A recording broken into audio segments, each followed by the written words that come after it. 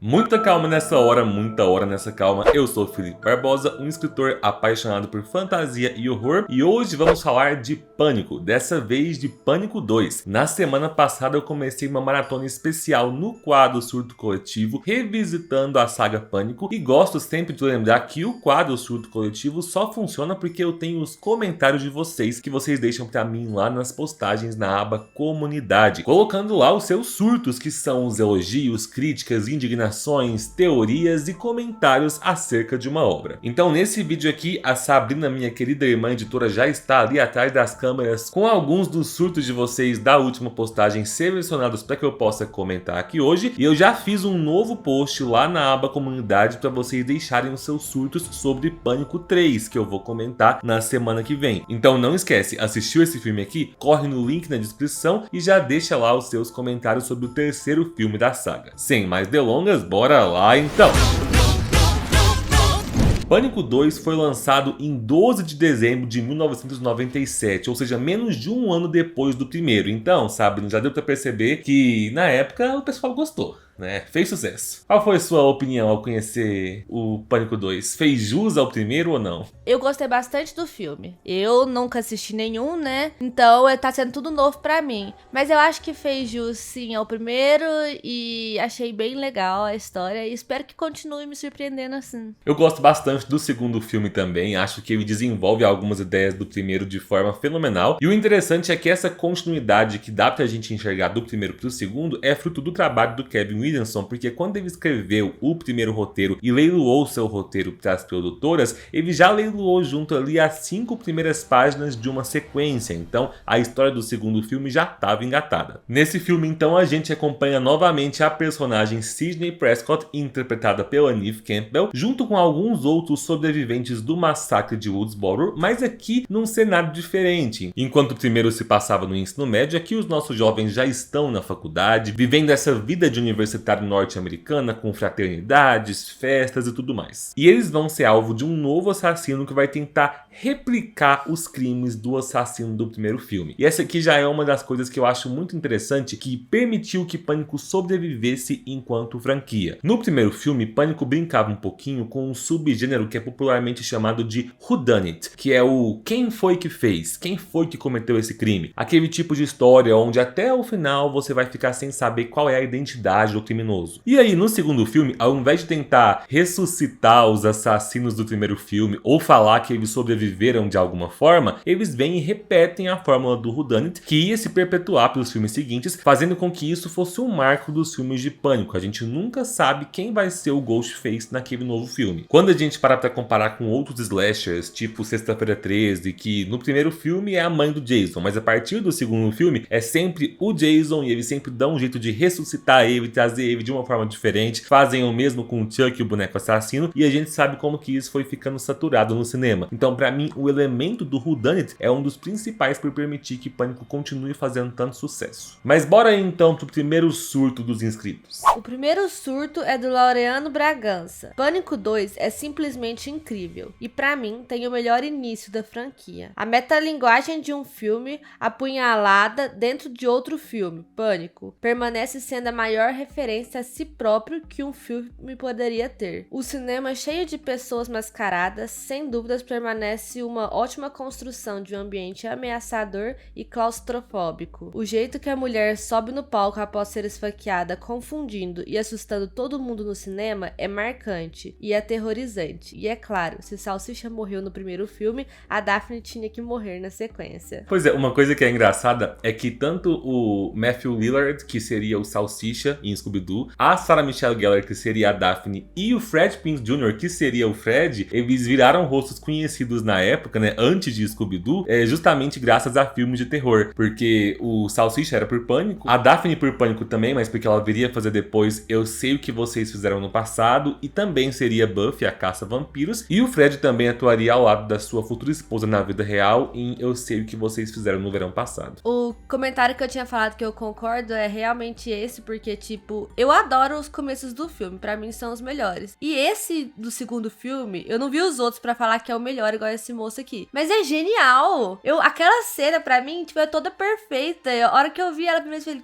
Que isso, gente, incrível isso. Eu adorei essa primeira cena, pra mim é a melhor do filme. Eu sei que tem toda a história realmente do filme depois, mas é ótima. Eu também acho que pra mim o começo do filme é a melhor parte dele. Eu gosto de tudo que é criado nesse filme e nas sequências em torno do Apunhalada, né, ou do Stab, que é esse filme dentro do filme, é um filme baseado nos eventos do massacre de Woodsboro, porque pra mim é a melhor forma de honrar o começo da saga, honrar o primeiro Pânico, principalmente no quesito metalinguagem, né? Se Pânico já fazia metalinguagem o tempo todo com como um filme de horror funciona, aqui é a metaficção na sua literalidade, trabalhando ali. Se os eventos do primeiro filme tivessem sido mostrados num filme naquele universo, o que os diretores fariam? Como os fãs iriam reagir? E eu acho que isso traz duas críticas pontuais. Uma que é bem rápida, acontece no momento em que a atriz que está interpretando a Casey, que era a Drew Barrymore lá no primeiro filme, logo na cena inicial que está sendo passada no cinema, vai seguindo a cena no início, atendendo o telefone de forma bem parecida como realmente teria acontecido, só que aí de repente ela tira a roupa, fica pelada e entra para tomar um banho no chuveiro, algo que não aconteceu no crime real, e o público vai à loucura em ver a atriz pelada. E eu gosto disso porque estão fazendo ali uma referência à icônica cena do chuveiro de Psicose, mas também é Pânico dando aquela pontadinha na sexualização sempre presente em cenas com mulheres em outros slashers. O Pânico de 96 foi muito elogiado na época justamente porque não sexualizava suas personagens. Mesmo lá quando a Sidney queria perder a virgindade, tinha uma cena dela fazendo sexo, em nenhum momento a cena era trabalhada de uma forma em que o corpo dela fosse exposto para agradar o público masculino. Então eu gosto da forma como esse início do filme brinca aqui falando, se tivessem feito um filme falando de um caso real, daria um jeito de deixar a personagem sem roupa para agradar os caras. E a outra crítica que já é colocada na história desde esse começo é a de espetacularização de tragédias. Afinal, pensa que doentio, né? Você teve uma série de crimes no passado por um assassino mascarado e agora o estúdio tá vendendo a fantasia do assassino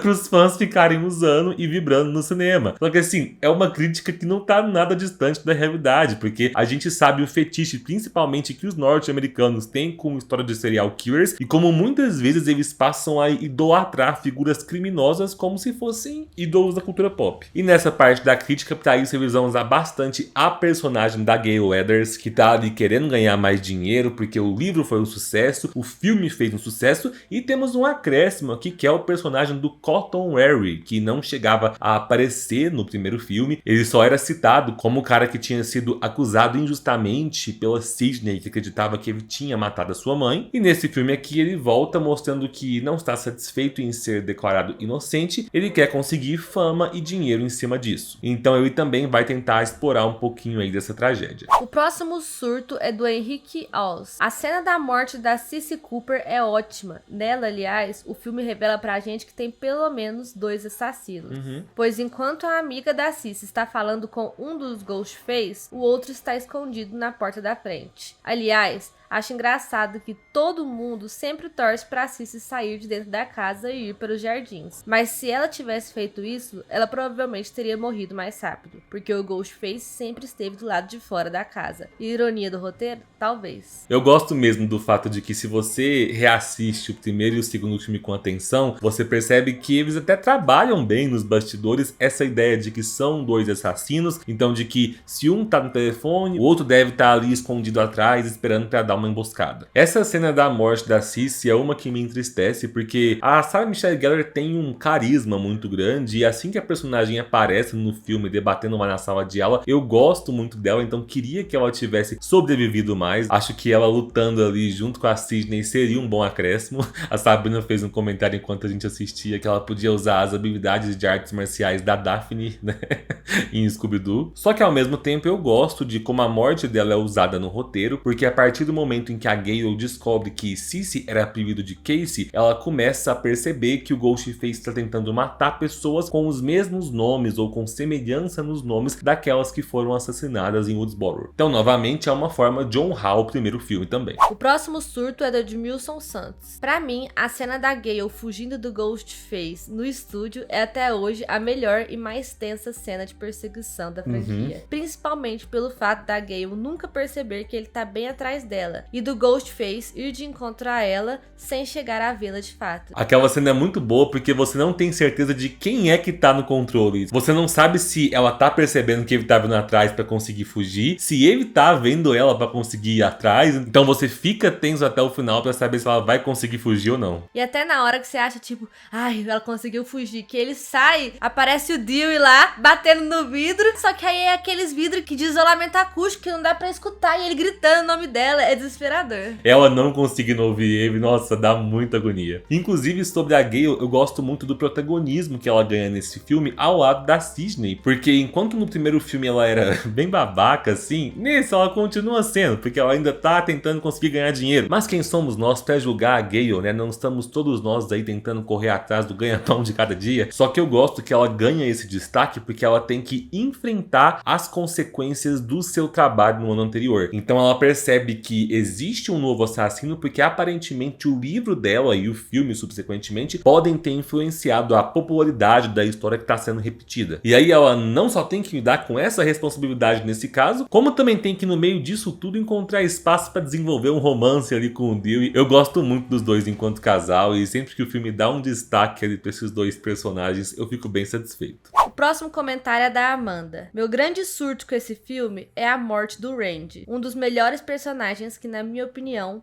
morre muito cedo. Mas ao mesmo tempo, eu admiro a coragem de matar um personagem tão importante para dar aquele impacto. Acho engraçada a homenagem que tem a ele no 5º filme da saga, com aqueles sobrinhos que substituem o papel dele de especialistas em filme de terror. A gente não vai falar por enquanto do 5º filme, porque a intenção desses vídeos aqui é não dar spoilers dos filmes seguintes, porque eu sei que tem gente que começou a assistir a saga Pânico pela primeira vez por causa desses vídeos, assim como a Sabrina, que ficou irritada ali porque pegou spoiler do 5º filme, mas não é um spoiler tão relevante. Só que eu concordo 100% com o comentário da Amanda. Eu entendo que filmes de slasher às vezes tem que matar personagens queridos pra ser impactante, só que eu senti que o Randy foi uma perda tão grande pra franquia como um todo. O povo achava isso tudo. Porque eu achei ele tão, tipo assim, normal. Aí a comida comenta, você comenta. Não, ele não era meu personagem predileto. De longe eu prefiro a Sidney, a Gale. No último vídeo você falou que ele é seu personagem predileto. Ah, é? Aham. Bom, Sabrina acabou de falar que no último vídeo eu disse que ele era meu personagem predileto. Tá, no primeiro filme. Porque no primeiro filme, as cenas que eu mais gosto são as dele. Como, por exemplo, aquela cena que eu citei no outro vídeo. Dele pedindo pra Laurie de Halloween virar pra trás, enquanto o Ghostface tá atrás dele. Nesse segundo filme aqui, eu já não acho que ele tem tanto destaque. Porque a Sidney tá mais interessante, a Gale e o Dewey roubam mais a cena. Só que ainda assim, não é o personagem que eu mais gosto, mas pra mim, é como se fosse o personagem que é a alma da metalinguagem do Pânico. Não a alma do filme, mas a alma da metalinguagem. Porque eu sei que não é todo mundo que pega as referências a outros filmes de horror que Pânico faz. Então eu acho legal que tenha esse personagem fã de terror que tá ali quase como que pra explicar o filme para as pessoas que não vão pegar as referências, para as pessoas que não conhecem as fórmulas de terror slasher. Então assim, saudades, o Randy podia ter sobrevivido pelo menos até o 4º filme, sei lá. O próximo surto é do Geek Resenhas. Simplesmente a melhor franquia do terror. Amo demais. Sem contar as cenas de perseguições a Gale e a Cissy que são icônicas. Sim. Sem contar toda a sequência da Cid saindo do carro. Ai meu Deus, essa cena. E das motivações dos assassinos serem extremamente atuais e reais. Como a questão de influência dos filmes na sociedade, coisa que até hoje debatem sobre jogos de tiro, por exemplo. Ó, eu concordo em quase tudo que ela disse. Eu gosto sim do fato de que Pânico 2 brinca ali com uma preocupação bem moralista da sociedade que sempre existiu e que existe até hoje, de que até que ponto filmes, games e mídias podem influenciar no comportamento dos jovens. E quando eu falo que isso perdura até hoje, a Sabrina que trabalha comigo já cansou de rir junto comigo das reações de parentes, pessoas mais velhas que vêm conversar com a gente sobre o meu trabalho, sobre o meu canal e que ficam às vezes horrorizados com o fato de eu falar falar de filmes de terror na internet, principalmente quando algum parente mais velho desavisado encontra aí no YouTube algum vídeo meu falando de terror slasher. Parece que tem gente que acha que se você se diverte com um filme desse gênero, você tem uma tendência meio psicopata, o que a gente sabe que não tem embasamento científico, realidade e conexão nenhuma. Afinal, Sabrina, você consegue imaginar o frouxo do seu irmão sendo um assassino em série? Primeiro que você ia cair com a faca. Era mais fácil cair você. E aí, a hora que você viu a primeira gota de sangue, já tava desmaiado. Já tava desmaiado, tá vendo? Então não se preocupem, gente. Fãs de filmes de horror são de longe as pessoas que vocês menos têm que se preocupar. Aquele seu tio moralista patriota que finge que vai na igreja todo domingo de manhã, com certeza é muito mais ameaçador. Mas enfim, eu disse que concordava com quase tudo ali do comentário, né? E tem uma parte que eu discordo com muita força e que eu discordo de outros de vocês aí, porque teve uns 3 comentários lá no post falando que amavam a cena da Sidney tendo que sair do carro. E gente, aquela cena, eu e a Sabrina olhávamos um pro outro enquanto a gente assistia e a gente ficava pensando assim, não, que cena completamente estúpida. Idiota. Porque eu sei que filmes de horror slasher dependem que os protagonistas às vezes sejam meio burros para que a história possa acontecer. Mas eu vou dar um ótimo exemplo aqui. Lá no primeiro Pânico, a gente tem a famosa cena da Tatum morrendo quando ela tenta fugir pela portinha do cachorro. Lá, ela age de forma burra? Sim, só que dá pra você justificar bem ainda se quiser, falando que ela tá ali correndo pra sobreviver e que ela não tem tempo pra pensar o primeiro buraco que ela enxerga, ela se enfia. Aqui nessa cena, a tensão é sim muito bem construída quando a Sidney e a sua amiga percebem que elas estão presas na parte de trás do carro de polícia e que o assassino no banco da frente ainda tá respirando. Aí a parte que a Sidney tem que tirar aquela gradezinha na divisa do carro pra conseguir se arrastar pro banco da frente, até aí tudo bem. O problema é que a Sidney gasta muito tempo naquela lenga-lenga de eu vou tirar a máscara, não vou tirar a máscara. Aí ela tenta se aproximar, ela esbarra na buzina. Ela gasta tanto tempo nesse medo de tirar a máscara que eu fico me perguntando por que a primeira coisa que ela fez não foi tirar a faca do assassino. Porque ele tá armado, ela sabe disso. E gente, olha só o tempo que ela teve. Ela fica nesse vai não vai durante uns 10 segundos. Depois ela passa por cima do assassino. E depois ela ainda tem todo o tempo de esperar a amiga sair de lá de trás e passar por cima do assassino também. Então gente, não tem justificativa. Enquanto ela esperava a amiga passar por cima dele, dava tempo dela ter apalpado o cara, tirado a faca dele, conseguido ameaçar ele com a faca, tirar a máscara, descobrir quem é e até dar uma facada ali pra deixar ele sangrando e atrasar o cara. E não me venham com a resposta de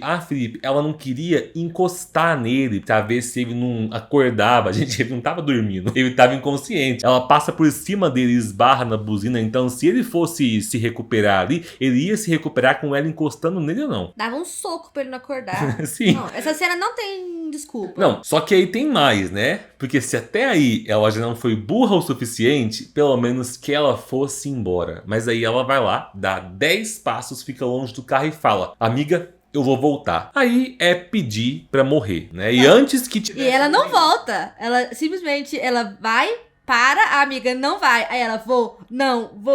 Dá tempo, né?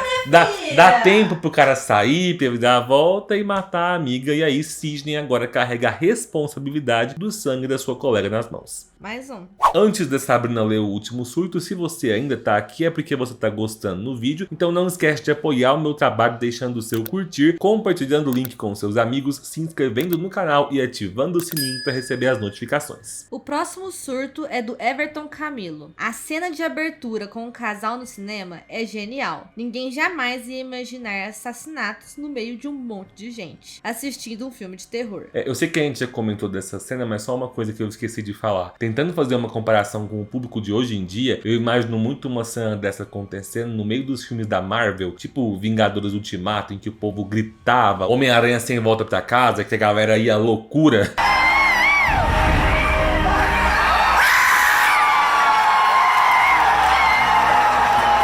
Se alguém passasse mal, tivesse um infarto e morresse lá no cinema, pouquíssimas pessoas iriam notar. Verdade. A cena final de revelação da Debbie Loomis é maravilhosa. Ela está aparecendo o tempo todo e era mandante de um dos assassinos. Isso é perfeito. muito melhor que a revelação sem graça do terceiro filme. Gente, para de dar spoiler dos personagens. Gente, é isso. Tentem não dar spoilers dos filmes seguintes no surto de vocês, ok? Vamos comentar só sobre o filme que a gente estiver falando no vídeo. Mas beleza, a pessoa aí pelo menos não falou quem que é. Muito melhor que a revelação sem graça do terceiro filme de um personagem que mal aparecia. A Sidney está ótima, se superando cada vez mais depois do trauma do primeiro filme. Agora ela tem o trauma do segundo filme também. Amo como Pânico 2 superou o primeiro em tudo e foi mais tarde superado em tudo em Pânico 4, o 5 manteve o nível e só espero que o sexto capítulo supere todos. Pelo trailer já garantiu ser melhor que o primeiro e o terceiro.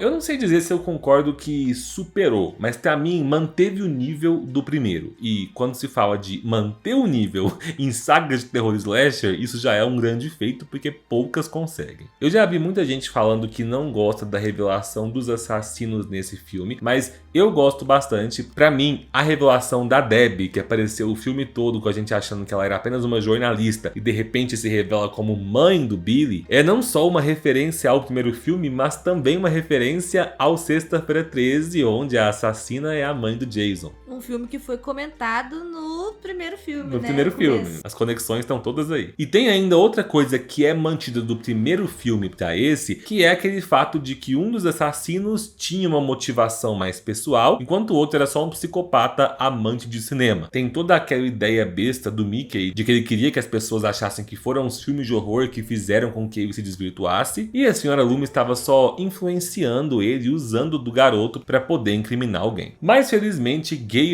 com a ajuda do Cotton Harry, consegue dar um fim na megera. Novamente a gente tem aquele clichê do assassino que sempre volta para um último susto sendo resgatado, com eles tendo que dar uns tiros a mais no Mickey e com ela chegando e dando um tiro a mais ali na senhora Loomis só pra garantir. E pra finalizar, eu gosto muito como no finalzinho, na última cena, a Sidney passa pro Cotton Harry o bastão de Final Girl, porque ela não quer isso, ela não quer esse reconhecimento, essa fama, mas ele quer. Ele quer ser entrevistado, quer poder falar sobre o que ele passou. Então quando os repórteres chegam e tentam conversar com a Sidney, que é a heroína deles, ela fala, vocês estão atrás daquele cara ali. E só pra constar, a gente tem aqui também o final desse arco da Gale, que passou o filme todo, como eu disse, tentando enfrentar as consequências das suas ações e perceber que o seu trabalho não pode ser tudo. E aí no finalzinho ela realmente decide não colocar o trabalho em primeiro lugar, porque ela tem a oportunidade de fazer uma cobertura daquilo que tá acontecendo, mas aí ela vê o Dewey passando na maca, Dewey que novamente quase morre, mas não morre, ela fica toda preocupada com ele, entra junto na ambulância e deixa o seu repórter sozinho pra trás, mostrando que o amor é mais importante que o dinheiro. Tá vendo, Sabrina? Pânico é um filme sobre amor. Sempre foi sobre isso. O amor que a Sidney tem por todo mundo que morreu na vida dela.